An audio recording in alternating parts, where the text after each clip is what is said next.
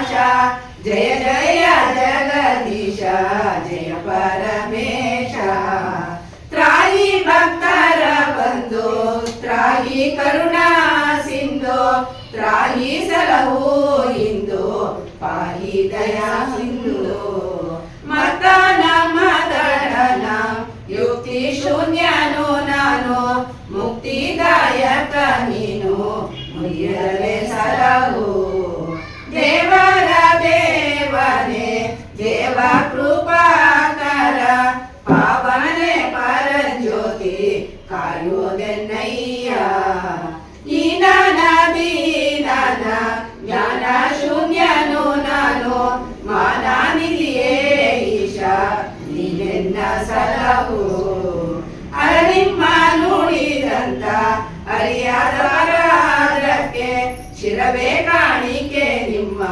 ಚರಣಕ್ಕೆ ದೇವ ಕೆತ್ತವರ ಅರಿಯದ ಯುಕ್ತಿ ಶೂನ್ಯನು ನಿಮ್ಮ ತೊತ್ತೆಂದು ಸಲಹಯ್ಯ ಸತ್ಯ ಸಂಪನ್ನ ಅರುಳನ ಮರುಳನ ದುರುಳನ ತರಳನ ಗುರುವೇ ಎನ್ನವ ಗುಣವ ಪರೀಕ್ಷಿಸಲು ಬೇಡ ಎನ್ನ ಅವಗುಣಗಳನ್ನು ಇನ್ನು ನೀನೋಡದೆ ಚೆನ್ನಡಿಯ ಜಯವಿದ್ದು ಮನ್ನಿಸೆನ್ನಯ್ಯ.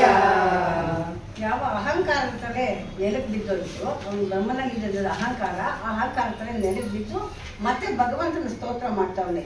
ನಾನು ನಿನ್ನಂತ ಮಹಿಮನ ಅಂದ್ಕೊಂಡು ನಾನು ಮತ್ತು ನೀನು ಏನು ಮಾಡಬೇಕಾಗಿರೋದು ಮಾಡದೇ ಇರೋ ಕೆಲಸಗಳನ್ನ ದಪ್ಪಟೆಗಳೆಲ್ಲ ಕೊಟ್ಟು ಇವತ್ತು ನಾನು ನಿನ್ನ ಹತ್ರ ಮುಕ್ತಿಗೆ ಕೇಳ್ಕೊಳ್ತಾ ಇದ್ದೀನಿ. ದೈನ್ಯತೆಯಿಂದ ಇವಾಗ ಬಂದ್ಬಿಟ್ಟು ಯಾವಾಗ ಅಹಂಕಾರ ಪಕ್ಕಕ್ಕೆ ಹೋಯ್ತು ಅಲ್ಲಿ ದೈನ್ಯತೆ ವಿವೇಕ ಜಾಗೃತ ಆಯಿತು ಬ್ರಹ್ಮನಲ್ಲಿ. ಅವನು ಕೇಳ್ಕೊಳ್ತಾನೆ, ಮುಕ್ತಿದಾಯಕನು ನೀನು ಕೋಪ ಮಾಡ್ಕೊಂಡಿರೋ ನನ್ನನ್ನು ಸಲಹಬೇಕು. ದೇವರ ದೇವನೇ ದೇವ ಮಹಾದೇವನವನು ಸ್ತೋತ್ರಕ್ಕೆ ಒದಗುತ್ತಾನೆ ಭಕ್ತಿ ಪ್ರಿಯನು ಅಂಥವನ್ನ ಅನೇಕ ವಿಧವಾಗಿ ಅವನು ಕೇಳ್ಕೊಳ್ತಾನೆ. ಈನನು ನಾನು ದೀನನು ಜ್ಞಾನಶೂನ್ಯನು, ಏನು ಜ್ಞಾನ ಇದೆ ಅವನು ಮಾನನಿಧಿಯೇನು ಈಶಾ ನೀನೆನ್ನ ಸಲಹು. ಭಗವಂತ ನೀನನ್ನು ಕಾಪಾಡಬೇಕು. ನಿಮ್ಮ ನುಡಿದಂತ ಅರಿಯದ ಅಪರಾಧಕ್ಕೆ ನೀನು ಇಂಥ ಮಹಾಪರಾಕ್ರಮಿ, ನೀನು ಈ ದೇವನ ಮಹಾದೇವನು ಅಂತ ನಾನು ಅರಿಯದೆ ಮಾಡಿದ ಅಪರಾಧಕ್ಕೆ ನಾನು ಈ ಶಿರನೇ ನಿಮ್ಮ ಕಾಣಿಕೆಗೆ ಕೊಟ್ಟಿದ್ದೀನಿ. ಶಿರವೇ ಕಾಣಿಕೆ ನಿಮ್ಮ ಚರಣಕ್ಕೆ ದೇವ. ಅಪರಾಧ ಮಾಡಿದ್ದಕ್ಕೆ ಪೆನಾಲ್ಟಿ ಫೈನ್ ಕೊಡ್ಬೇಕಲ್ಲ, ಅದನ್ನ ನಾನು ನಿಮಗೆ ಕೊಟ್ಟಿದ್ದೀನಿ. ನೀನು ಎತ್ತವರ ಹರಿಯದ ಯುಕ್ತಿ ಶೂನ್ಯನು, ನಿಮ್ಮ ತೊತ್ತೆನ್ನು ಸಲಹಯ್ಯ. ನಾನು ಎತ್ತಂತ ಜನ್ಮದಾಸ ನಾವು ಮತ್ತಾಗ ನಾವೇನಂತೀವಿ ಹಾಗೆ ನೀನು ಯುಕ್ತಿ ಶೂನ್ಯನು, ನಿಮ್ಮ ತೊತ್ತೆಯನ್ನು ಸಲಹು, ನಿಮ್ಮ ಮನೆಯ ದಾಸಿ ಅಂತ ಅಂದ್ಕೊಂಡು ನನ್ನನ್ನು ಸಲಹು, ನನ್ನನ್ನು ಕಾಪಾಡು ಅಂತ ಅರುಳನು ಮರುಳನು ನಾನು ದುರುಳನು, ನನ್ನ ಏನು ಅವಗುಣವ ನೀನು ನೋಡದಲ್ಲಿ ಪರೀಕ್ಷಿಸಿದೆ, ನನ್ನ ಅವಗುಣಗಳನ್ನು ನೋಡಿದೆ. ನಿನ್ನ ಚೆನ್ನಡಿಯ ದಯವಿತ್ತು ಮನ್ನಿಸನ್ನಯ್ಯ. ಅಡಿ ಪಾದಾನ ತೋರಿಸಿ ಇದು ಶರಣಾಗತಿಯಿಂದ ವಿನಮ್ರನಾಗಿ ದೈನ್ಯತೆಯಿಂದ ಅಹಂಕಾರ ತಲೆ ಹೋಗಿ ದೈನ್ಯತೆ ಮೂಡಿದೆ.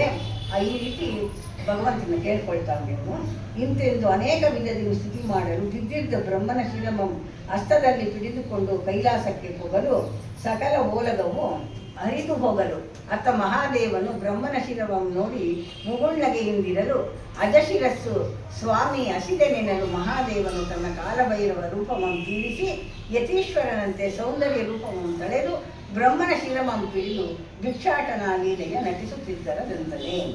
ಆವಾಗ ಎಲ್ಲ ಸ್ತೋತ್ರ ಮಾಡಿದಾಗ ಬ್ರಹ್ಮನಿಗೆ ಏನು ಸಂತೋಷ ಆಯಿತು ಅಂತಂದರೆ, ಬ್ರಹ್ಮನ ಸ್ತೋತ್ರ ಮಾಡಿದ್ದಕ್ಕೆ ಭಗವಂತನ ಕರುಣಾಸಾಗರನು ಅವನು ಮನ್ನಿಸಿ ಬ್ರಹ್ಮನ ಶಿರನ ಎತ್ತಿ ಎಳೆದುಕೊಂಡು ಕೈಲಾಸಕ್ಕೆ ಹೋಗ್ತಾವನೆ. ಸಕಲ ಓಲಗ ಏನಿತ್ತು ಅಲ್ಲೆಲ್ಲ ನಿರ್ದಿಷ್ಟದ್ದೇನ ಅವರಿಗೆಲ್ಲ ಸದ್ದ ಅವರ ಸ್ಥಳಕ್ಕೆ ಹೋದ್ರು. ಈತ ಮಹಾದೇವನು ಬ್ರಹ್ಮನ ಶಿರನ ನೋಡಿ ಮುಗುಳ್ನಂತ ಅಜಶಿರ ನೋಡ್ತಾ ಇರ್ಬೇಕಾದ್ರೆ ಬಿದ್ದಿದ್ದು ಬ್ರಹ್ಮನ ಶಿರಸ್ಸು ನೋಡಿದಾಗ ಅದು ಮುಗುಳ್ನಾಗಿರ್ತಾನೆ ಭಗವಂತನು. ಆಗ ಅಜಶಿರಸ್ಸು ಸ್ವಾಮಿ ನನಗೆ ಹಸುವಾಗಿದೆ ಅಂತ ಕೇಳ್ತಂತೆ. ಆಗ ತನ್ನ ಕಾಲಭೈರವ ರೂಪವನ್ನು ಮರೆಮಾಚಿ ಯತೀಶ್ವರನಂತೆ ಯೋಗಿಯಂತೆ ತನ್ನ ಸೌಂದರ್ಯದ ರೂಪವನ್ನು ತಳೆದು ಆ ಬ್ರಹ್ಮನ ಶಿರಸ್ಸನ್ನು ಹಿಡಿದುಕೊಂಡು ಭಿಕ್ಷಾಟನ ಲೀಲೆಯನ್ನು ಮಾಡ್ತಾ ಇದ್ದಾರಂತೆ. ಶಿವನ ಲೀಲೆಗಳಲ್ಲಿ 25 ಲೀಲೆಗಳು, ಪಂಚವಿಂಶತಿ ತತ್ವ ಅಂತ ಹೇಳ್ತಾರೆ. ಪಂಚ ಅಂದರೆ 5, ವಿಂಶತಿ ಅಂದರೆ 20. 25 ಲೀಲೆ ಮಾಡಿದಾಗ ಭಿಕ್ಷಾಟನ ಲೀಲೆಯನ್ನು ಒಂದು ಇಲ್ಲಿ ಬರುತ್ತೆ. ದಕ್ಷಿಣಾಮೂರ್ತಿ ಲೀಲೆ, ದಕ್ಷ ಬ್ರಹ್ಮನ 25 ಲೀಲೆಗಳು ಸಾಕಷ್ಟು ಬರ್ತದೆ. ಅದರಲ್ಲಿ ಇದು ಒಂದು ಲೀಲೆನ ಅದನ್ನು ನಟಿಸಬೇಕು ಅಂತ ಅಂದ್ಬಿಟ್ಟು ಮಾಡ್ತಾ ಒಂದು ಮೇಘಾದಿ ಶರಣ ಪ್ರಥಮ ಸಂದೋಹ, ಒಂದು ಮೇಘದಲ್ಲಿ ಕಿಂ ಪುರುಷ ಸಂದೋಹ, ಒಂದು ಮೇಘಾದಿ ಯಕ್ಷ ರಾಕ್ಷಸ ಸಂದೋಹ, ಒಂದು ಮೇಘದೊಳು ಗರುಡ ಸಂದೋಹ, ಒಂದು ಮೇಘದಲ್ಲಿ ಸಿದ್ಧ ಸಾಧ್ಯ ಸಂದೋಹ, ಒಂದು ಮೇಘಾದಿ ಶಕ್ತಿ ವಿಜಯ ಸಂದೋಹ, ಒಂದು ಮೇಘಾದಿ ಗಾಂಧರ್ವ ಸಂದೋಹ, ಒಂದು ಮೇಘಾದಿ ಸಕಲ ಭೈರವರ ಸಂದೋಹ, ಒಂದು ಮೇಘದಲ್ಲಿ ಕುಮಾರ ಸಂದೋಹ, ಒಂದು ಮೇಘಾದಿ ದೇವ ದುಂದುಬಿಯ ನಾದ, ಒಂದು ಮೇಘದಲ್ಲಿ ಚರರೆಲ್ಲ ಕೂಡಿ ಗಂಧಾತಿ ವಿಧ ಕುಸುಮ ವೃಷ್ಟಿಗರವುತ್ತಲಿ ಜ್ಯೋತಿ ವಿಜಯವೆಂದು ಪಗಳುತ್ತಲಿರಲು ಮೇದಿನಿಯೊಳಗುಳ್ಳ ಕ್ಷೇತ್ರ ಚರಿಸುತ್ತಲಿ ಬಂದಾದಿಂತ ಪಗೈವ ಮುನಿಗಳಿಗೆ ಬೋಧಿಸುತ್ತ ಬಂದರವ ಬಿಡಿಸೋಗೆ ನಿಜವಾಗುತ್ತಲಿ ಅಂದ ಚಂದದಲ್ಲಿ ಸಕಲ ಸನ್ನಾಹದಿಂದ ಬಂದಾನೀಶ್ವರ ಮೃತ್ಯು ದೇವಿಯ ಮನೆಗೆ. ಮಹಾದೇವನ ಕಪಾಲದಲ್ಲಿ ಬ್ರಹ್ಮನ ಶಿರಸ್ಸನ್ನ ಇಟ್ಕೊಂಡು ಬರ್ತಾ ಇರ್ಬೇಕಾದ್ರೆ ಆ ದೃಶ್ಯವನ್ನ ಎಲ್ಲರೂ ಭಿಕ್ಷಕ್ಕೆ ಬರೋ ಸಂಭ್ರಮವನ್ನ ಕೇಸರದಲ್ಲಿ ಆಕಾಶದಲ್ಲಿ ಸಕಲ ದೇವತಾ ಸಮೂಹ ಯಾವ ರೀತಿ ಹೋಗ್ತಾ ಇದ್ದಾನೆ, ಭಗವಂತ ಎಲ್ಲಿ ಹೋಗ್ತಾ ಇದ್ದಾನೆ ಅಂತ ತುಂಬಾ ಆಶ್ಚರ್ಯಕರವಾಗಿ ನೋಡ್ತಾ ಇದ್ದಾರಂತೆ. ಅಲ್ಲಿ ಬರ್ತಾ ಇರ್ಬೇಕಾದ್ರೆ ಇಲ್ಲಿ ಯಕ್ಷ ರಾಕ್ಷಸ ಗರುಡ ಗಂಧರ್ವ ಕಿನ್ನರ ಕಿಂಪುರುಷ ನಾಗ ಸಮೂಹಗಳೆಲ್ಲ ಇದ್ವಲ್ಲ, ಆ ಸಮೂಹ ಎಲ್ಲರನ್ನೂ ಮುಂದೆ ಹಿಂದಿನಕ್ಕೆ ಬಿಟ್ಕೊಂಡು ಮುಂದೆ ಬರ್ತಾ ಇದ್ದಾನೆ ಭಗವಂತನು. ಬಂದು ಬರ್ತಾ ಬರ್ತಾ ದಾರಿಯಲ್ಲಿ ಬಂದದಿಂದ ತಪಗೈವ ಮುನಿಗಳಿಗೆ ಬೋಧಿಸುತ್ತಾ, ಮುನಿಗಳಿಗೆ ವಿಷಯಗಳನ್ನು ಬೋಧಿಸ್ತಾ ಬಂಧನವ ಬಿಡಿಸುವವರಿಗೆ ನಿಜವ ಹರವುತ್ತಾರೆ, ನಿಜ ವಸ್ತುವಿನ ವಿಷಯವನ್ನು ತಿಳಿಸ್ಕೊಡ್ತಾ ಬರ್ತಾನೆ. ಅಂತಚಂದ್ರದಲ್ಲಿ ಸಕಲ ಸನ್ನಾಹದಿಂದ ಬಂದನೀಶ್ವರ ಮೃತ್ಯುದೇವಿಯ ಮನೆಗೆ. ಇಲ್ಲಿ ಮೃತ್ಯುದೇವಿ ಯಮ ಅಲ್ಲಿಗೆ ಬಂದು ನಿಂತಿದ್ದಾನೆ. ಆ ಮೃತ್ಯು ದೇವತೆ ಪರಶಿವ ಮೂರ್ತಿಯ ಪರಮಂ ಕಂಡು ಭೀಕರ ಶಕ್ತಿಯರ ಸಂದಣಿಗೂಡಿ ದೇವರಿಗೆ ಇದಿರೆದ್ದು ಬಂದು ಸಾಷ್ಟಾಂಗ ದಂಡ ಪ್ರಣಾಮವನ್ನು ಮಾಡಿ ಕರಕಮಲವ ಮುಗಿದು ಏನೆಂದು ವಿನಃ ಮಾಡುತ್ತಿದ್ದಳು. ಈ ಮೃತ್ಯು ದೇವತೆ ಮನೆಗೆ ಬಂದಾಗ ಇಲ್ಲಿ ಸಡನ್ ಆಗಿ ಬಂದಾಗ ಅತಿಥಿಗಳು ನಮ್ಗೆ ಏನಾಗುತ್ತೆ ಗೊತ್ತಾ, ಅಲ್ಲ ಒಂಥರ ನಮಗೆ ಇದಾಗುತ್ತೆ. ಯಾರೋ ಬಂದಾಗ ಅಭ್ಯಾಗತರು ಕರೆಸಿ ಬರೋರ ಅತಿಥಿಗಳು ಕರೆಯದೆ ಬರೋರು ಬಂದಾಗ ನಮ್ಗೆ ಇಷ್ಟವಾದವ್ರು ಬಂದಾಗ ನಮ್ಗೆ ಹೆಂಗೆ ಮನಸ್ಸು ಒಂದು ರೋಮಾಂಚನ ಆಗುತ್ತೆ, ಏನಪ್ಪ ಈ ಥರ ಆಯ್ತಲ್ಲ ಅಂದಾಗ.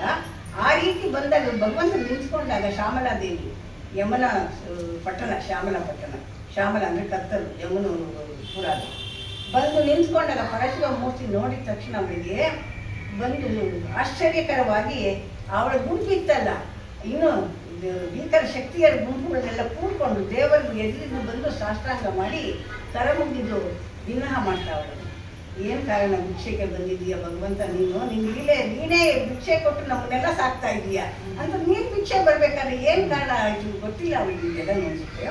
ಅದಕ್ಕೆ ದನಕನಕ ವಸ್ತು ವಾಹನ ಹೇಮಗಿರಿ ಇರಲು ನಿನ್ನ ಕೈಯೆಲ್ಲ ನಿನ್ನ ಹತ್ರದಲ್ಲೇ ಇದೆ, ಇದೆಲ್ಲ ಬಿಟ್ಬಿಟ್ಟು ಈ ಲೀಲೆ ನನಗೆ ಯಾಕೆ ಬಂತು ಅಂತ ನನಗೆ ತಿಳಿಸ್ಕೊಡ್ಬೇಕು ಅಂತ ಭಗವಂತನ ಹೇಳ್ತಾಳೆ. ಅರಿಯಜರು ಶಿರರೊಳಗೆ ಗರ್ವ ಹೆಚ್ಚಿತು ಎಂದು ಪರಕಿ ಕೂಡ ಈ ರೂಪ ಧರಿಸಿರೋ ಒಲಿದು. ಅರಿಯಜರಲ್ಲಿ ಗರ್ವ ಬಂದಿದ್ದಕ್ಕೋಸ್ಕರ ನೀವು ಈ ರೂಪ ಧರಿಸ್ಕೊಂಡು ಬಂದಿದ್ದೀರಾ ಎಂದು ದೇವತೆಯೊಡನೆ ಹಿಂದುದರ ನುಡಿದ ಜನ ಕೊಂದ ಕಾರಣ ಹತ್ಯದಿಂದ ಬಂದೇನದು. ಅದಕ್ಕೆ ಹೇಳ್ತಾನೆ, ಇಲ್ಲ ಬ್ರಹ್ಮನ ಶಿರವನ್ನು ನಾನು ಚಿಂತಾಕಿ ಇದಾಕಿದ್ದು ಒಂದು ಹತ್ಯಾ ದೋಷ ಬಂತು. ಬ್ರಹ್ಮನ ಶಿರಾಗ ಹತ್ಯದ ದೋಷ ನಾನು ಮುಸುಕ್ತು, ಅದನ್ನು ಪರಿಹಾರ ಮಾಡ್ಕೊಳ್ಳೋಕ್ಕೋಸ್ಕರ ಅವಳು ಬ್ರಹ್ಮಶಿರಾನ ಕಪಾಲ ಮಾಡಿಕೊಂಡು ಆವಾಗ ಅವ್ರು ಈಗ ಕೇಳ್ತಾ ಇದ್ದಾಳೆ ಶ್ಯಾಮಲಾದೇವಿ. ಎಂದ ದೇವತೆಗಳಿಗೆ ಭಗವಂತ ಹೇಳ್ತಾನೆ, ಬ್ರಹ್ಮನ ಶಿರಾನ ಹತ್ಯೆ ದೋಷ ನನಗೆ ಬಂದಿದೆ, ಅದಕ್ಕೋಸ್ಕರ ನಾನು ಭಿಕ್ಷಾ ಲೀಲೆ ಮಾಡಿ ನಾನು ಅದನ್ನು ಪರಿಹರಿಸ್ಕೋಬೇಕು ಅಮ್ಮ ತಾಯಿ ಅಂದಾಗ ಅರನ ಮಾತಿನ ಟಕ್ಕು ಗಿರಿ ತಾಗಿ ಆ ಮೃತ್ಯು ಬೆರಗಾಗಿ ನಿಂದಿರಲು ಅರನು ಹೇಳಿದನು. ಅರನು ಹೇಳ್ತಾನೆ ಬಂದೇ ನಾನು ಅರನ ಮಾತಿಗೆ ಟಕ್ಕು ನೀನು ಯಾವುದೋ ಒಂದು ಇದಕ್ಕೋಸ್ಕರ ನೀನು ಮಾಡ್ತಾ ಬಂದು ನನಗೆ ಹೇಳ್ತಾ ಇದೀಯಾ ಅಂತ ಅವ್ರು ಹೇಳಿದಾಗ, ಏನು ಕಾರಣ ನೀನು ಮೌನದಲ್ಲಿ ಬೆರಗಾದೆ, ಏನು ತಿಳಿಯಿತು ಮನಕ್ಕೆ ನೀನು ಅದನ್ನು ಬೇಡು ಭಗವಂತನವ್ರು ಕೇಳ್ಕೊಂಡಾಗ ಅದಕ್ಕೆ ಅವ್ರು ಹೇಳ್ತಾನೆ, ಮತ್ತೆ ಬ್ರಹ್ಮನ ಕೊಂದ ಹತ್ಯವೆಂದರಿಯಜನು ಸತ್ತುದೆಲ್ಲವೂ ನಿಮಗೆ ಹತ್ಯವೆಂತಹುದು. ನೀವು ಬ್ರಹ್ಮನ್ ಸಾಯಿಸ್ಲಿಲ್ಲ, ಬ್ರಹ್ಮನ ತಲೆಯಲ್ಲಿ ಮಾತ್ರ ಸಾಯಿಸಿಲ್ಲ, ಬ್ರಹ್ಮನ್ ಜೀವಂತವಾಗಿದ್ದಾನೆ. ಇದು ಹತ್ಯೆ ಹೇಗಾಯ್ತು ದೇವ, ಇದು ಸಮಸ್ಯೆ ಎಲ್ಲಿ ಇದು ಬಿಡಿಸು ಅಂತ ಹೇಳಿದಾಗ ಅವ್ರು ಹೇಳ್ತಾರೆ, ಕುಲ್ಲ ಶರಪಿತ ರಜರ ಕೊಲ್ಲುವೇನು ಬಹುಸುರರ ಇಲ್ಲ ಹತ್ಯವು ನನಗೆ ಎಲ್ಲಿಯದು ನಿಮಗೆ. ಅದು ಯಮುನೆ ಹೇಳ್ತಾರೆ ಶ್ರಮಳಲ್ಲಿ. ನಾನು ಎಂತೆಂಥ ಮಹಾನ್ ಭಾವನೆಲ್ಲ ಮೃತ್ಯುಗೆ ಒಳಗಾಗ್ತಾನೆ, ಯಾರು ಹುಟ್ಟಿದ್ರೆ ಸಾವು ಖಚಿತ ಅಂಥವ್ರನ್ನೆಲ್ಲ ಸಾಯಿಸ್ತಾಕು ನನಗೆ ಬರ್ತೇ ಅಂತ ಮೃತ್ಯು ದೋಷ ನಿನಗೆ ಯಾಕೆ ಬಂತು? ನೀನು ಎಲ್ಲಕ್ಕೂ ಮೀರಿ ನಿಂತ ಸಕಲ ಬ್ರಹ್ಮಾಂಡಗಳು ಒಡೆಯನಾಗಿ ನಿನ್ಗೆ ಯಾವುದೂ ಇಲ್ಲದೆ ಇರೋವಂಥವ್ರು ನೀನು, ಈ ಒಂದು ಅಜಶಿಲೆಯಿಂದ ನಿನ್ಗೆ ಆ ದೋಷ ಬರಬೇಕಾದ್ರೆ ಏನಿದ್ರು ಅಂತ ಹೇಳ್ದಾಗ ಅದು ಇನ್ನೂ ಮುಂದೆ ಹೇಳ್ತಾಳೆ ಅವಳು. ಜಲಪ್ರಳಯ ಕಾಲದಲ್ಲಿ ಕೊಲುವೆ ಬಹುಜೀವರದು. ಜಲಪ್ರಳಯ ಆದಾಗ ಎಷ್ಟೊಂದು ಜೀವಿಗಳು ಹತ್ಯೆ ಆಗುತ್ತೆ, ಜನರು ನಾಶವಾಗ್ತಾರೆ. ಅದು ಹತ್ಯೆ ನನಗೆ ಬರಲ್ಲ. ಕೊಲೆ ಎಂಬುದೇನಾಗಿಲ್ಲ, ಕೊಲೆ ಉಂಟು ನಿಮಗೆ. ಅಷ್ಟೊಂದು ಸಾವಿರಾರು ಜನ ಪ್ರಳಯ ಆದಾಗ ಎಷ್ಟೆಲ್ಲ ಹೋಗ್ತಾವಲ್ಲ, ಅದು ಕೊಲೆ ನನಗಿಲ್ಲ. ಆಗ ಇದೊಂದು ಸಣ್ಣ ಒಂದು ಯಕಶ್ಚಿತ್ ಒಂದು ಸಣ್ಣ ಇದು ಪ್ರಮಾದ ನಡೆದಿರೋದು, ಅದಕ್ಕೆ ನಿಮ್ಗೆ ಕೊಲೆ ಬಂತ. ನಿಮ್ಮ ಟಕ್ಕಿನ ಮಾತಿಗೆಲ್ಲ ಮನ ಬೆರಗಾಯಿತು. ನೀವು ಹೇಳ್ತಾರ ಮಾತು ಕೇಳಿ ನನಗೆ ಆಶ್ಚರ್ಯ ಆಗ್ತಾ ಇದೆ ಪ್ರಭುವೆ ಅಂತ ಹೇಳ್ಬಿಟ್ಟು, ನಿಮ್ಮ ಹರುಷವು ನಾವು ನಿಮ್ಮ ಸೇವಕರು, ನಿಮ್ಮ ಹರುಷ ಇದ್ದಂಗೆ ನಡೀರಿ, ಆದರೆ ನಿಮ್ಮ ಸೇವಕರಪ್ಪ ನಾನು ಅಂತ ಹೇಳ್ಬಿಟ್ಟು ಎಂದು ಈಶನ ಚರಣಕ್ಕೆ ಎರಗಿ ದೇವತೆಯು ಮನೆ ಮುಂದೆ ಭಗವಂತನ ಬಂದಿದ್ದಾನೆ, ಹಂಗೆ ಉದಾಸೀನ ಮಾಡಬಾರ್ದಲ್ವಾ. ಅದಕ್ಕೆ ಅವಳು ಭಗವಂತನ ಪಾದಕ್ಕೆ ಎರಗಿ ಸಾಷ್ಟಾಂಗ ನಮಸ್ಕಾರ ಮಾಡಿ ಚಂದದಿಂ ಶಿವ ಪೂಜೆ ಅಂದು ಮಾಡಿದಳು. ಅಷ್ಟವಿಧ ಪೂಜೆಯನ್ನು ನಿಷ್ಠೆಯಿಂದಲೇ ಮಾಡಿ ಅಷ್ಟಮೂರ್ತಿಗೆ ಮೃತ್ಯು ಸಾಷ್ಟಾಂಗವೆರಗಿದಳು.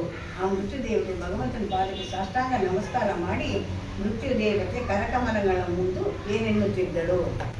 ಭೋಜ್ಯಗಳು ನವರತ್ನಾದಿ ದಿವ್ಯ ವಸ್ತುಗಳು ಸ್ವಾಮಿ ಪಾದಕ್ಕೆ ಸಮರ್ಪಿಸಿ ಎಲ್ಲ ಜನ್ಮ ಸಫಲವಾಯಿತೆಂದು ಕರಕಮಲವ ಮುಗಿದು ನಿಮ್ಮ ಮನೋಹರ ಮಾದರಿ ಚರಿಸಾಡಿ ಎನ್ನಲು ಅಲ್ಲಿಂದ ವಿಷ್ಣುವಿನ ಮನೆಗೆ ಬರುತ್ತಿದ್ದರಂತಲೇ. ಅಲ್ಲಿ ಒಂದು ಪ್ರಸಾದ ಎಲ್ಲ ತಗೊಂಡು ಭಗವಂತ ಭಕ್ಷ್ಯಭೋಜಗಳ ಜೊತೆಯಲ್ಲಿ ಅವನ ಕಾಣಿಕೆ ರೂಪದಲ್ಲಿ ಏನೇನಿತ್ತು ಎಲ್ಲವನ್ನು ಕೊಟ್ಟು ಸಮರ್ಪಿಸಿ ನೀನು ನಮ್ಮ ಮನೆಗೆ ಬಂದು ನನ್ನ ಜನ್ಮ ಸಾಫಲ್ಯ ಆಯಿತು, ಇನ್ನು ನನ್ನ ಕನಸನ್ನು ಅಂದ್ಕೊಂಡಿಲ್ಲ ಅಂತ ಒಬ್ಬ ಘಟನೆಗಳು ನಡೆದಲ್ಲಿ ನಾವು ಕೂಡ ಅಂದ್ಕೊಳ್ತಿದ್ದಾರೆ. ಹಾಗೆ ನಿಮ್ಮ ಮನೋಹರವಾದರೆ ನಿಮಗೆ ಇಷ್ಟವಾದರೆ ನೀವೆಲ್ಲ ಮುಂದೆ ಹೋಗೋದಕ್ಕೆ ಅನುವು ಮಾಡ್ಕೊಳ್ತಿದ್ದೀವಿ, ದಯಮಾಡಿಸಿ ಅಂತ ಹೇಳಿದಾಗ ಆ ಭಗವಂತನು ಅಲ್ಲಿಂದ ವಿಷ್ಣುವಿನ ಮನೆಗೆ ಬರುತ್ತಿದ್ದರಂತೆ. ಕೋಲಗಂ ಕೊಟ್ಟಿರಲು ತನ್ನ ಸಮಾನವಾದ ವಿಶ್ವಸೇನೆ ನಮ್ಮ ದ್ವಾರದಲ್ಲಿ ಕಾವಲಿಟ್ಟು ತಾನು ಅಂತಃಪುರದಲ್ಲಿ ಶ್ರೀಲೋಣನಾಗಿರುವ ಸಮಯದಲ್ಲಿ ಆ ಪರಶಿವ ಮೂರ್ತಿ ಬಾಗಿಲಿಗೆ ಬರಲು ಆ ವಿಶ್ವಸೇನರು ಏನೆನ್ನುತ್ತಿದ್ದರು. ಹೀಗೆ ಎಲ್ಲರ ಕಡೆಯಿಂದ ತಿರುಗಿ ವಿಷ್ಣುವಿನ ಆಲಯಕ್ಕೆ ಬರ್ತಾವೆ. ವಿಷ್ಣುವಿನ ಲೋಕಕ್ಕೆ ಬಂದಾಗ ತಿಳ್ಕೊಂಡು ಬಂದಾಗ ವಿಷ್ಣು ಅಂತಃಪುರದಲ್ಲಿ ಏಕಾಂತದಲ್ಲಿ ಇರ್ತಾನೆ. ದ್ವಾರಪಾಲಕರು ಬಂದಾಗ ಅವರಿಗೆ ಬರಬೇಡ ನೀನು ಶ್ರೀಹರಿ ಬಂದಾಗ ಪರಶಿವ ಮೂರ್ತಿ ಬಾಗಿಲು ನಿಂತ್ಕೊಂಡು ವಿನೋದ ನಡೆಯುತ್ತೆ ಏನೋ ಒಂದು ಅಂದ್ಬಿಟ್ಟು ಅಂದ್ಕೊಳ್ತಾವನೆ. ಅಷ್ಟರಲ್ಲಿ ವಿಶ್ವಸೇನ ಏನು ಮಾಡ್ತಾನೆ, ಒಳಗಡೆ ಹೋಗೋಕ್ಕೆ ಬಿಡೋದಿಲ್ಲ ಅವನ್ನ. ಯಾಕೆ ಒಳಗಡೆ ಅಂತಪುರ ಏಕಾಂತ ನಡೀತಾ ಇದೆ, ಬೇಡ ಅಂತ ನಿಲ್ಸಿರ್ತಾರೆ. ಬರಬೇಡ ನೀನು ಶ್ರೀಹರಿ ಅರಸಿಯರೊಳಗತಿ ವಿನೋದದಿಂದಿರುತಿಹನೈ ಬರದಿಂಪವತಿರು ದ್ವಾರವ ಸರಿದಾಚೆಗೆ ತೊಲಗಿ ನಿಲ್ಲು ಸಜವೆನು ಬಂದೈ. ಈಶಮ್ಮಾತನು ಕೇಳುದ ರೋಷದಿ ತ್ರಿಶೂಲದಿಂದಲಿ ಈಶನ ಮಹಿಮೆಯ ನಲಿಯುತ್ತ ಸಾಸಿರ ಬಗೆಯಲ್ಲಿ ರುತಿಸುತ್ತಿದ್ದನ ಬಳಿಕಂ. ಯಾವ ಭಾಗದಲ್ಲಿ ನಿಂತ ಭಗವಂತನ ಒಳಗಡೆ ಬಿಟ್ಟರೆ ಅಡ್ಡ ನಿಂತು ನಾವು ವಿಶ್ವಸೇನರು ವಿಷ್ಣು ದೇವರಾಯದಲ್ಲಿ ಇರ್ತಿದ್ವಿ ವಿಶ್ವಸೇನರು. ಆವಾಗ ನೀನು ಬರಬೇಡ ಒಳಗಡೆ ಅಂತಃಪುರದಲ್ಲಿ ಭಗವಂತ ಇದ್ದಾನೆ, ವಿನೋದಿಂದ ಇರುವಾಗ ನೀನು ಹೋಗ್ಬೇಕು, ನೀನು ದ್ವಾರದ ಪಾದನ ಇಟ್ಟು ಒಳಗಡೆ ಹೋಗೋಕ್ಕೆ ನೀನು ಇದ್ದಿಲ್ಲ, ತೊಲಗು ಆಚೆ ನಿಲ್ಲು ಅಂತ ಅಂದ್ಬಿಟ್ಟು ಒಂದು ದರ್ಪದಿಂದ ಹೇಳ್ತಾನೆ ಭಗವಂತನಿಗೆ. ಆ ಮಾತನ್ನು ಕೇಳಿದಂಥ ಪರಮಾತ್ಮನು ರೋಷದಿಂದ ತ್ರಿಶೂಲದಿಂದಲೇ ತಿಳಿದೆತ್ತಲೊಡಂ. ಅವರು ತ್ರಿಶೂಲದಿಂದ ವಿಶ್ವಸೇನ ತ್ರಿಶೂಲಕ್ಕೆ ಅವನಿಗೆ ತಲೆಗೆ ತ್ರಿಶೂಲದಿಂದ ತೆಗೆದುಬಿಟ್ರು ರುಂಡನ. ವಿಶ್ವಸೇನ ರುಂಡನ ಹಿಂಗೆ ತೆಗೆದು ನಿಲ್ಸ್ಕೊಂಡ್ಬಿಟ್ಟ ತ್ರಿಶೂಲದಲ್ಲಿ ರುಂಡ ನಿಲ್ಕೊಂಡು. ಆವಾಗ ಈಶನ ಮಹಿಮೆಯ ನಡೀತು. ಆವಾಗ ಅವನಿಗೆ ವಿಶ್ವಸೇನರಿಗೆ ಇದು ಬಂತು, ಅದನ್ನು ತಪ್ಪು ಅರಿವಾಯಿತು. ಈಶನ ಮಹಿಮೆಯ ನಡಿಯುತ್ತಾ ಸಾಸಿರ ಬಗೆಯಲ್ಲಿ ರಚಿಸಿದ್ದನು. ಆವಾಗ ಅವನು ವಿಶ್ವಸೇನ ಭಗವಂತನ ಸಾಸಿರ ಮಾತುಗಳಲ್ಲಿ ಅನೇಕ ವಿಧವಾಗಿ ಸ್ತೋತ್ರವನ್ನು ಮಾಡ್ತಾ ಹೋಗುತ್ತೆ. ಯಾವ ರೀತಿ ಮಾಡ್ತಾನೆ, ದೇವ ಬದುಕಿದೆ ಭಕ್ತ ಜನ ಸಂಜೀವ ಬದುಕಿದೆ ಎನ್ನ ಭವದೊಳು ಕಾವ ಬದುಕಿದೆ ಸಲಹು ಎನ್ನನು ಈಶ ಸರ್ವೇಶ ತಂದೆ ಬದುಕಿ ಬದುಕಿದೆ ಭಜಕ ಭಕ್ತರ ಬಂದು ಬದುಕಿದೆ ಎನ್ನ ಸಲಹುವ ಎಂದು ಬಲ ಬಗೆಯಲ್ಲಿ ನುತಿಸುತ್ತಿದ್ದ ನವನಾಗ ನಿನ್ನ ನೆತ್ತಿದೆ ಶೂಲದಲ್ಲಿ ಹಿರಿದಿನ್ನು ಬದುಕುವ ಬಗೆಯದಾವುದು ನಿನ್ನ ಕಾವಲು ಬಯಲು ಬಾಗಿಲ ಕಡೆಬವರು ಯಾರು ಇನ್ನು ಬಾಗಿಲ ಗೊಡವೆಯೇಟಕ್ಕೆ ನಿನ್ನ ಕರುಣವು ಎನಗೆ ದೊರಕಿತು ಎನ್ನ ಭವಗಳ ಬರಿದು ಕಳೆದನು ನಾನು ಸುಖಿಯಾದೆ ಮುಡಿಯ ಕಾಣದೆ ಬ್ರಹ್ಮ ಓದನು ಅಡಿಯ ಕಾಣದೆ ಓದ ಶ್ರೀಹರಿ ಮೃಡನೆ ನಿಮ್ಮಯ ಶ್ರೀ ಮುಟುಕರೆಂಜರೆಯನ ಕಂಡೆ ಮಾಳದೀಪರಿ ನುತಿಸಿ ವಿಶ್ವಸೇನ ಮುಕ್ತಿಯ ಕೇಳಿ ಭಕ್ತ ದೀನ ನದಿ ಕರುಣದಲ್ಲಿ ಇವನೊಳು ನುಡಿದ ನಿಂತೆಂದು ಮೆಚ್ಚಿದೆನು ಬೇಡೀಗ ನಿನ್ನಯ ಅಚ್ಚುಗದ ಮಾತಿಂಗೆ ನಿಮ್ಮನ ಮೆಚ್ಚುವಂತದೆ ಕೊಡುವೆ ಕೇಳ್ಮು ಜಗದ ಪದವಿಯನು ಏಕೆ ನನಗೀ ಲೋಕ ಪದಗಳು ಸಾಕು ನನಗವನೇನ ಮಾಡುವೆ ಲೋಕನಾಯಕ ಶಿವನೇ ನಿಮ್ಮಡಿ ಎಡೆಯ ಬಿಡದಿದೆನು. ಯಾವ ರೀತಿ ಇವಾಗ ಅವರಿಗೆ ತನ್ನ ತಪ್ಪಿನ ಅರಿವಾಯಿತು ಭಗವಂತನ ಅನೇಕ ವಿಧವಾಗಿ ವಿನಮ್ರನಾಗಿ ಕೇಳ್ಕೊಳ್ತಾನೆ. ನಾನು ಬದುಕಿದ್ದೇನಪ್ಪ, ನಿನ್ನ ಒಂದು ಕರುಣಾ ಕಟಾಕ್ಷದಿಂದ ನನ್ನ ಬದುಕಿಸಿದೀಯಾ, ನಾನು ಮಾಡಿದ ತಪ್ಪಿಗೆ ನನಗಾಗಿದೆ ಶಿಕ್ಷೆ ಅಂತ ಹೇಳ್ತಾ ಹೇಳ್ತಾ ಕಾದು ಬಯಲ ಬಾಗಿಲು ಕಳೆದವರು ಯಾರು, ಎತ್ತಿ ಶೂಲದಲ್ಲಿ ಹಿರಿದಿನ್ನು ಬದುಕುವ ಬಗೆಯದಾವುದು, ನಿನ್ನ ಕಾವಲು ಬಯಲು ಬಾಗಿಲ ತಡೆದವರು ಯಾರು, ಬಾಗಿಲು ತಡೆದಂಥವ್ರು ನೀನು ಮಾಡಿರೋ ತಪ್ಪಿಗೆ ನಾನು ಕೇಳ್ಕೊಳ್ತಾ ಇದ್ದೀನಿ ಅಂತ ಅನೇಕ ವಿಧವಾಗಿ ವಿಶ್ವಸೇನ ಭಗವಂತನ ಕೇಳ್ಕೊಳ್ತಾವೆ. ಮುಡಿಯ ಕಾಣದೆ ಬ್ರಹ್ಮ ಓದನು ಅಡಿಯ ಕಾಣದೆ ಓದ ಶ್ರೀಹರಿ ಮೃಡನೆ ನಿಮ್ಮಯ ಶ್ರೀ ಮುಕ್ಕುಟ ಕೆಂಜರಿಗೆ ನಾನು ಕಂಡೆ. ಇದನ್ನೇ ಅಡಿಯ ಮುಡಿ ನೋಡ್ಕೊಂಡು ಬಂದ ಪರಮಾತ್ಮನ ಹೇಳಿದ್ದೆ ಕತೆ. ಅವರಿಬ್ಬರಿಗೂ ಕಾಣದೇ ಇರೋಂಥವನು ಇವತ್ತು ಈ ಚಿಕ್ಕ ಪ್ರಸಂಗದಲ್ಲಿ ನಾನು ನಿಮ್ಮ ಕೆಂಜರಿನ ಮುಡಿನ ಅಡಿನ ನಾನು ಇವತ್ತು ಕಾಣ್ತಾ ಇದ್ದೀನಿ. ಶಿರಾನ ಯಾವ ಇದು ಮಾಡಿದ್ರು ಅವರು, ನಾನು ಯಾರಿಗೂ ಗೋಚರವಾದಂಥ ಪಾದ ಆಗಿ ನಾನಿವತ್ತು ಕಾಣ್ತಾ ಇದ್ದೀನಿ, ನಾನು ಎಷ್ಟು ಪುಣ್ಯವಂತನು ಅಂತ ಹೇಳ್ಕೊಂಡು ಮಾನದೀಪದಿ ನುತಿಸಿ ಅನೇಕ ವಿಧವಾಗಿ ಸ್ತೋತ್ರ ಮಾಡಿದ ವಿಶ್ವಸೇನನ ಮುಕ್ತಿಯ ಕಥೆಯನ್ನು ವಚನಗಳನ್ನು ಕೇಳಿದಂಥ ಭಕ್ತನು ಪರಮಾತ್ಮನು ಅತಿ ದೀನನಾಗಿ ಕರುಣದಲ್ಲಿ ಇವನಲ್ಲಿ ನುಡಿತಾನೆ. ಏನಂತ ಅಂದರೆ, ಮೆಚ್ಚಿದೆ ನಿನ್ನಯ ಭಕ್ತಿಗೆ ಆಯಿತು, ಅಚ್ಚುಗದ ಮಾತಿಗೆ ನಾನು ಹೇಳ್ತೀನಿ, ನಿನಗೆ ಒಂದು 3 ಜಗದ ಪದವಿಯನ್ನು ಕೊಡ್ತೀನಿ, 3 ಲೋಕದ ಪದವಿಯನ್ನು ನಿನಗೆ ಕೊಡ್ತೀನಿ ನಾನು ಭಗವಂತ ಹೇಳ್ತಾನೆ. ಆಗ ಅವನಿಗೆ ವಿಶ್ವಸೇನ ಹೇಳ್ತಾನೆ, ಅಪ್ಪ ನನಗೇನಕ್ಕಪ್ಪ 3 ಲೋಕದ ಪದವಿ ಸಾಕು, ತಗೊಂಡು ನಾನೇನು ಮಾಡಬೇಕು, ತಗೊಂಡು ನಾವು ಮೆಗಿಬೋದಾಗಿತ್ತು, ಆದರೆ ಅಲ್ಲಿ ಬಂದ್ಬಿಟ್ಟಿತ್ತು ವಿನಯ ವಿವೇಕ, ನನಗೀ ಲೋಕ ಪದವಿಗಳು ಸಾಕು, ನನಗೆ ಅವನೇನು ಮಾಡಲಿ, ನಾನು ತಗೊಂಡು ನಾನೇನು ಮಾಡಬೇಕು. ಲೋಕನಾಯಕ ಶಿವನೇ ನಿಮ್ಮಡಿ ಎಡೆಯ ಬಿಡದೇನು, ನಿಮ್ಮ ಪಾದದ ಸೇವೆ ಮಾಡೋ ಒಂದು ಶಕ್ತಿ ನನಗೆ ಕೊಟ್ಟು ಅದೊಂದೇ ಸಾಕು ಅಂತಂದ್ಬಿಟ್ಟು ಅನೇಕ ವಿಧವಾಗಿ ಸ್ತೋತ್ರ ಮಾಡಿ ಅವರನ್ನು ಕೇಳ್ಕೊಂಡವ್ರೆ ಎಂಬುದಾಗಿ. ಇಂಥಪ್ಪ ವಿಶ್ವಸೇನನ ತ್ರಿಶೂಲಾಗ್ರದಲ್ಲಿ ಹಿಂಬಿಟ್ಟುಕೊಂಡು ವಿಷ್ಣುವಿನ ದ್ವಾರ ಹೋಗುವ ಸಮಯದಲ್ಲಿ ಶ್ರೀ ಮಹಾವಿಷ್ಣುವಿನ ಕಾವಲವರು ಬಂದು ಈ ವಾರ್ತೆಯನ್ನು ಭಿನ್ನವಿಸುತ್ತಿದ್ದರು.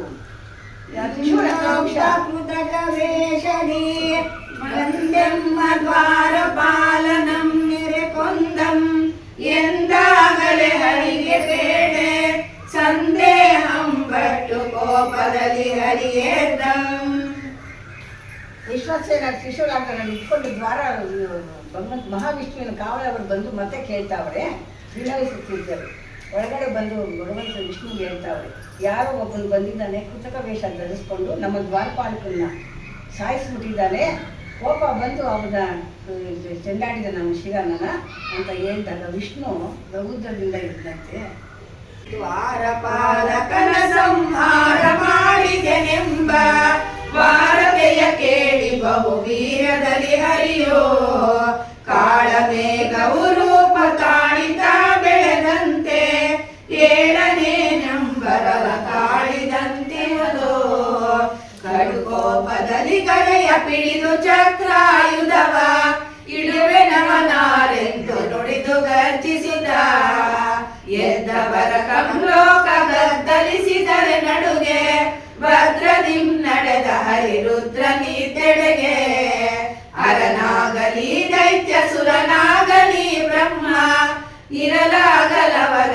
ಸಂಹರವ ಮಾಡುವೆನೋ ಎಂದು ನಡೆದನು ಹರಿಯು ಇಂದು ಧರಣಿ ತೆಡೆಗೆ ನಿಂದು ನೋಡಿದ ಶಿವಾನಂದ ಲೀಲೆಯನು ಉರಿವ ಮಹದಗ್ನಿಯಳು ಶರದಿ ತಾಪರಿದಂತೆ ಅರನ ಕಾಣುತ್ತ ಕೋಪ ತರಹರವದಾಗೆ. ಯಾವಾಗ ಕಾವಲುಗಾರ ಹೋಗಿ ಹೇಳಿದ್ರು, ಆ ಮಾತು ಕೇಳಿದಂತ ವಿಷ್ಣುವು ತಕ್ಷಣ ಕೋಪ ಬಂದಿರುತ್ತೆ. ನನ್ನ ದ್ವಾರಪಾಲಕನ ಸಂಹಾರ ಮಾಡಿದ ಅವನ ವಾರ್ತೆಯನ್ನು ಕೇಳಿ ಕಿಚ್ಚು ಒಳಗಡೆ ಕೋಪ ಬರ್ತಾ ಇದೆ. ಯಾವ ರೀತಿ ಅವನು ಬರ್ತಾವನೆ ಅಂದ್ರೆ, ಕಾಳಮೇಘವು ರೂಪು ತಾಳಿಸ ಬೆಳೆದಂತೆ ಏಳಲೇ ನಂಬರವ ತಾಳಿದಂತೆ ಅಷ್ಟು ಕೋಪದಿಂದ ಬರ್ತಾವನೆ. ಚಕ್ರಾಯುಧ ಕೈಯಲ್ಲಿ ಹಿಡ್ಕೊಂಡು ಗರ್ಜಿಸುತ್ತಾ ಬರ್ತಾವನೆ. ಯಾರನ್ನ ಅವನ ಅರನಾಗಲಿ ಸುರನಾಗಲಿ ಬ್ರಹ್ಮನಾಗಲಿ ಯಾರೇ ಆಗಲಿ ಅವನ ಸಂಹಾರ ಮಾಡದೆ ಬಿಡೋದಿಲ್ಲ ಅಂತ ಅಂದ್ಬಿಟ್ಟು ನಡೆದು ಬಂದು ಭಗವಂತನ ಎದುರಿಗೆ ಪರಮಾತ್ಮನ ಎದುರು ನಿಂತ್ಕೊಳ್ತಾನೆ. ಆವಾಗ ನೋಡ್ತಾನೆ ಎದುರಿಗೆ ಶಿವ ಬ್ರಹ್ಮಕಪಾಲ ಕೈಯಲ್ಲಿ ಇಟ್ಕೊಂಡಿದ್ದಾನೆ. ಅವನ ಕೋಪ ಸರಳವಾಗಿ ಶಾಂತವಾಗ್ಬಿಡ್ತು. ಎಂದು ನಡೆದನು ಇಂದು ನಡೆದಿದೆ. ನಿಂದು ನೋಡಿದ ಶಿವಾನಂದ ಲೀಲೆಯೇನು ಉರಿಯುವ ಮಹದಗ್ನಿಯಳು ಶರದಿತ ಪೈದಂತೆ ಅರನ ಕಾಣುತ್ತ ಕೋಪ ತರಹರನದಾಗಿ. ಆ ಕೋಪದ ಅಗ್ನಿಯಲ್ಲಿ ಬೆಂದೋಗ್ತಾ ಇದ್ದವನು ಅರನ ಭಗವಂತ ನೋಡಿದ ತಕ್ಷಣ ಅದನ್ನು ಕೋಪ ತಣ್ಣಗಾಗ್ಬಿಡ್ತಂತೆ. ಆ ಮಹಾವಿಷ್ಣು ಶಿವಮೂರ್ತಿಯನ್ನು ಕಂಡು ಈ ಮಹಾದೇವನ ಲೀಲೆ ಏನೆಂದರಿಯಬಾರದು ಎಂದು ತನ್ನ ಕೋಪವನ್ನು ಶಾಂತವನ್ನು ಮಾಡಿ ಅಜಕರ್ಪರವ ನೋಡಿ ಭಿಕ್ಷಾಟನ ಲೀಲೆ ಎಂದರಿತು ತನ್ನ ಹಣೆಯ ಚಕ್ರದಲ್ಲಿ ಕೊರೆದು ಬ್ರಹ್ಮಕಪಾಲಕ್ಕೆ ಭಕ್ತಿಯಿಂದ ಆಹುತಿಯನ್ನು ಕೊಡುತ್ತಿದ್ದರಂತೆ. ವಿಷ್ಣು ತಿಳ್ಕೊಂಡ ಮಹಾದೇವನಿಗೆ ಬಂದದ್ದು ಭಿಕ್ಷಾಟನ ಲೀಲೆ ಇದಂತಂದ್ಬಿಟ್ಟು ಆ ಬ್ರಹ್ಮಕಪಾಲಕ್ಕೆ ಸುರಿಬೇಕಲ್ಲ, ಅದಕ್ಕೆ ತನ್ನ ಚಕ್ರಾಯುಧದಿಂದ ತನ್ನ ಹಣೆಯನ್ನು ಕೊರ್ಕೊಂಡು ಆ ರಕ್ತನ ಕಪಾಲಕ್ಕೆ ಸುರಿತಾವದಂತೆ. ಬ್ರಹ್ಮಕಪಾಲಕ್ಕೆ ಈಗ ಆಹುತಿ ಕೊಡಬೇಕು ಅಂತ ಕೊಡುತ್ತಿದ್ದರಂತಾರೆ. ಅದನ್ನ ಇವಾಗ ಆಟತಾಳದಲ್ಲಿ ಹೇಳ್ತಾರೆ. ಆರನ ಬರವನು ಕಂಡು ಶ್ರೀಹರಿ ಹರುಷದಿಂದಲಿ ತನ್ನಯ ಕರದ ಚಕ್ರದಿ ಹಣೆಯ ರಕ್ತವ ಸುರಿದನಾಗ ಧಾರಣಿಯ ನಂಬದಿಯ ಮೇಘಕ್ಕೆ ಏರಿತ ಪರಿವವಲು 100 ಯೋಜನದಲ್ಲಿ ರಕ್ತದ ಧಾರೆ ಸುರಿಯೇ ಅಂಬರವನೊಡಕೊಂಡು ಸುರವತಿ ಅಂಬುದಿಯ ಪರಿಯಲು ತುಂಬಲಿಲ್ಲವು ಅಜ ಕಪಾಲವು ಏನೆನಿದನು ಅಂಬರವು ಬಾಯಿ ತೆರೆದರೆ ಅಂಬುದಿಗಳು ಒಳಗೆ ತುಂಬಲಿಲ್ಲವು ಅಜ ಕಪಾಲವು ಎಂದಿಗಾದರೆಯೋ ಪರಿಯ ರಕ್ತವು ದಿವ್ಯ ಸಾಸಿರ ವರುಷ ತನಕವು ವಿಷ್ಣುವು ಸೊರಗಿದನು ಚೈತನ್ಯವಿಲ್ಲದೆ ಹೊರಗುತ್ತಿರಲು. ಆ ಚಕ್ರದಿಂದ ತನ್ನ ಹಣೆಯ ರಕ್ತ ನಾನು ಸುರಿತಾ ಇರ್ಬೇಕಾದ್ರೆ ಧಾರಣಿಯ ನಂಬುದಿಯು ಮೇಘಕ್ಕೆ ಏರಿತಾ ಪಡೆಯುವವರು ಏನು ಯಾವ ಒಂದು ಭೂಮಿ ಏನಿದೆ ಅಂಬುದಿಯ ಮೇಘಗಳು ಬಂದು ಸುರಿತಾ ಇರ್ಬೇಕಾದ್ರೆ 100 ಯೋಜನದಲ್ಲಿ ರಕ್ತಧಾರೆ ಸುರಿತಾ ಇದೆ ಅಂತ ಅಷ್ಟೊಂದು ರಕ್ತ ಸೌದು ಹೋಗ್ತಾ ಇದೆ.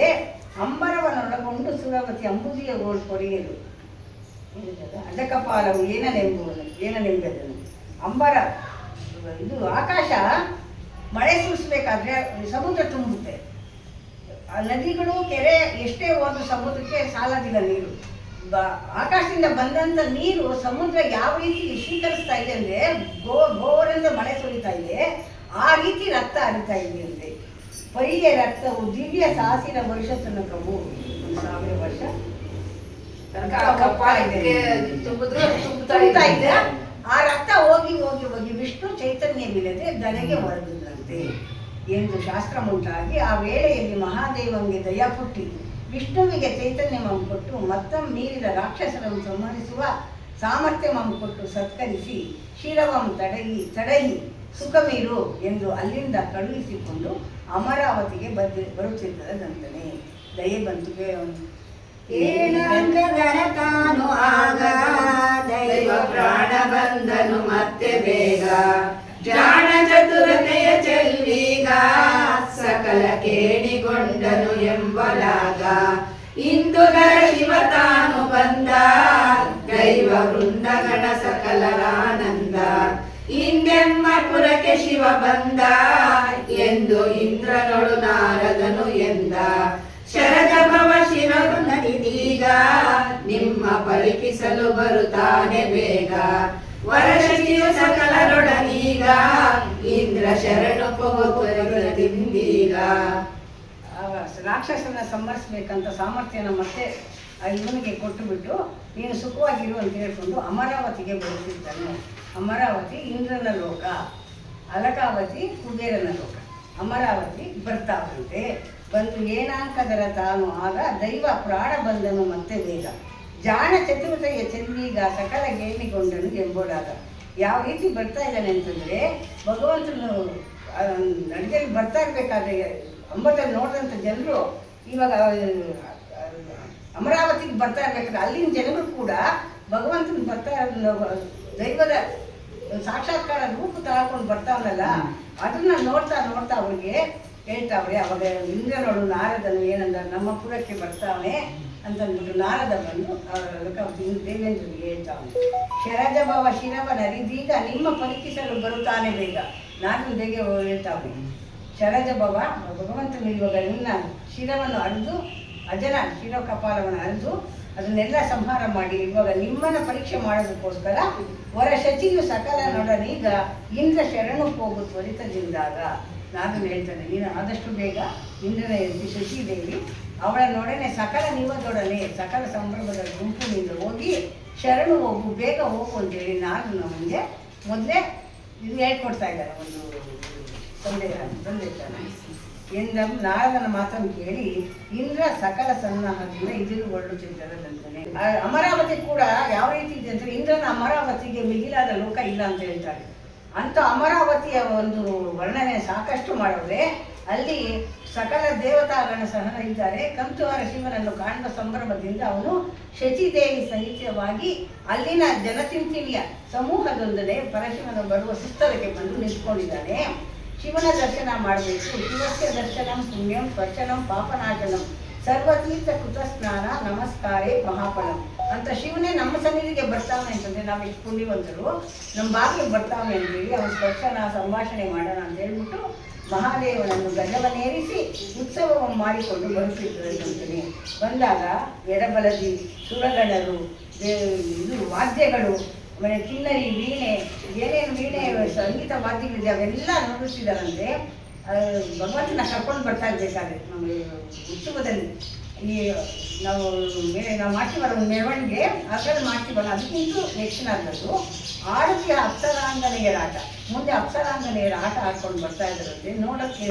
ನೋಡೋಕ್ಕೆ ಸಂದಣಿ ತುಂಬ ಕೂಡಿದೆಯಂತೆ ಆ ಕಡೆ ಈ ಕಡೆ. ಅದನ್ನು ಭಗವಂತನ ಉತ್ಸವನ ಅಂತ ಶೃಂಗಾರ ಕನ್ಯೆಯರು ಮಂಗಳಾರತಿಗಳಿಂದ ಇಂಗತಿಯ ಕುಸುಮ ವರ್ಷಗಳಿಂದ ಭಗವಂತನಿಗೆ ಅವರೆಲ್ಲ ಕುಸುಮ ವರ್ಷಗಳನ್ನು ಹಚ್ಚಿ ಸಂಭ್ರಮದಿಂದ ಶಂಭು ಬಂದ ದೇವೇಂದ್ರ ಮಂದಿರಕ್ಕೆ ಬಂದು ಅಲ್ಲಿ ನಿಂತ್ಕೊಂಡಿದ್ದಾರೆ.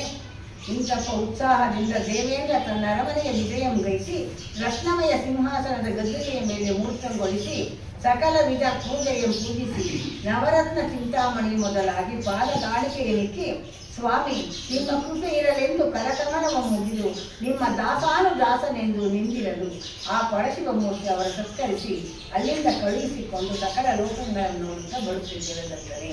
ಅಲ್ಲಿಂದ ಅವರು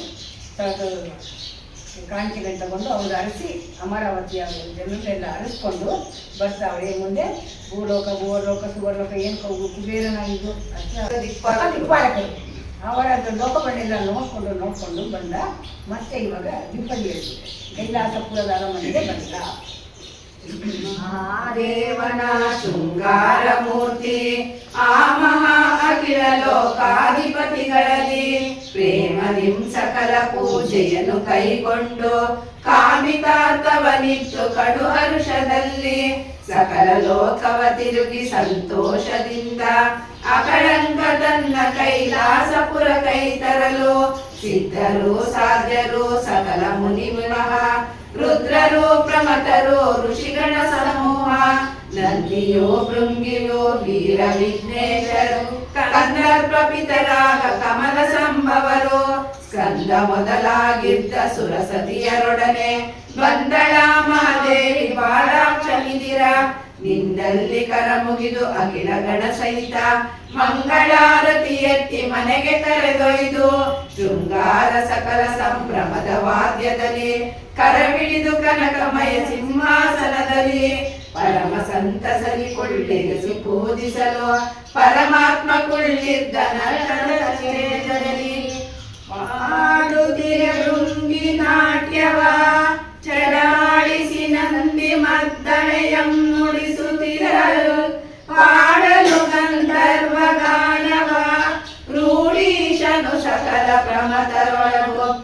ಯುತಂ ಇಂದುಧರವರ ಕುಮಾರಕ ಚಂದದಿ ಚನ್ನಪ್ಪ ದೇವ ಪೀಡಿತ ಕೃತಿಯ ಸಂಧಿಯರಡಮೃತರ ಸವಿದು ಇಂದ್ರನ ಸಂಪದವೀಯ ಕೇವಲೀಶಂ.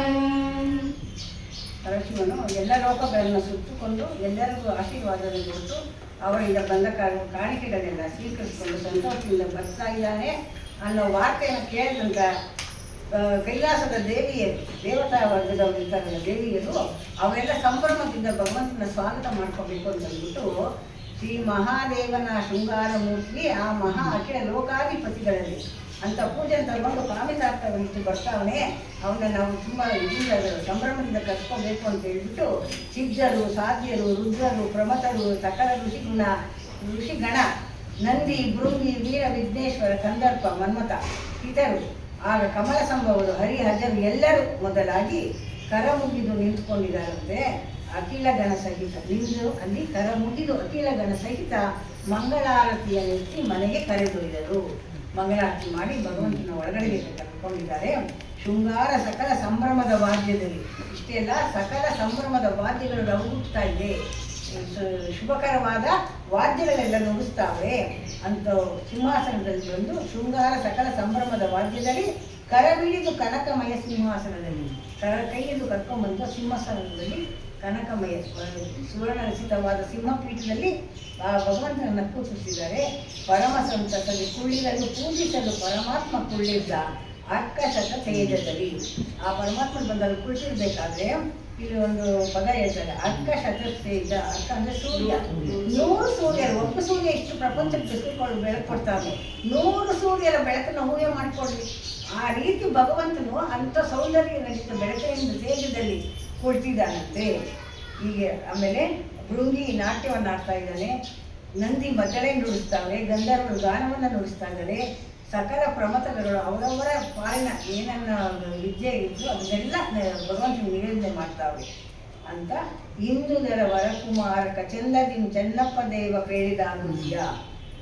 ಚೆನ್ನಪ್ಪ ದೇವ ಈ ಕೃತಿನ ಬಂದಿದ್ದಾರಲ್ಲ ಕವಿ, ಅವ್ರು ಹೇಳ್ತಾವ್ರೆ ಸಂಧಿ ಇಂಥ ಇದರಲ್ಲಿ ಭಗವಂತನ ಅಲ್ಲಿ ಕುಳಿತಿರ್ಬೇಕಾದರೆ ಮಂಡಿಸವನೆ ಅನ್ನೋ ಹೊತ್ತಿಗೆ ಈಗ ಸಂಧಿಯನ್ನ ಮುಗಿಸ್ತಾ ಇದ್ದಾರೆ. ಸಂಧಿ 2 ಅಮೃತ ರಸ ಸವಿದು ಇಂದ್ರನ ಸಂಪದವನಿಂದ ಕೇಳುವ ಗೀತ. ಯಾರು ಇದನ್ನ ಭಕ್ತಿಯಿಂದ ಕೇಳ್ತಾರೋ ಅವರಿಗೆ ಇಂದ್ರನ ಸಂಪತ್ತನ್ನು ಕೊಡ್ತಾನೆ ಭಗವಂತನು. ಇಲ್ಲಿಗೆ 2ನೇ ಸಂಧಿನ ನಾನು ಮುಗಿಸ್ತಾ ಇದ್ದೀನಿ ಅಂತ ಚೆನ್ನಪ್ಪ ದೇವರು ವಿನಮ್ರತೆಯಿಂದ ಕೇಳಿಕೊಂಡು 2ನೇ ಸಂಧಿಗೆ ಮಂಗಳ ಮಾಡಿದ್ದಾರೆ. ಇಂತಿ ಪದ್ಯಗಳು 344, ಅಂತೂ ಸಂಧಿ 2ಕ್ಕಂ ಸಂಪೂರ್ಣ ಗಣನೆ 900ಕ್ಕಂ ಮಂಗಳ ಮಹಾ.